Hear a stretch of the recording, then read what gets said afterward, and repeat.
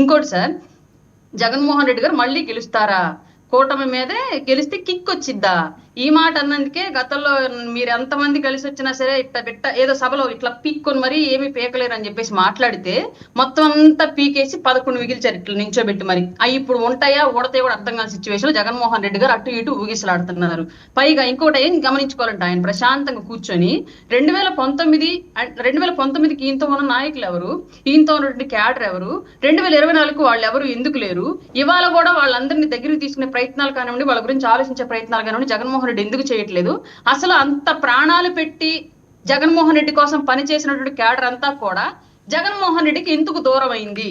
ఈ విషయం కనుక ఆయన ఒక్కసారి రియలైజ్ అవ్వగలిగితే, ఎనాలిసిస్ చేసుకోగలిగితే మళ్ళీ ఒకవేళ గెలుస్తాడేమో అన్నటువంటి ఆలోచన మేము చేసి దాఖలు ఉంటాయి. కానీ జగన్మోహన్ రెడ్డి అనే వ్యక్తిలో ఎప్పటి వరకు ఆయనకు ఓటమికి కారణాలు ఇప్పటికీ తెలుసుకోలేదు, ఎప్పటికీ తెలుసుకోలేడు, ఎట్టి పరిస్థితుల్లో అధికారులు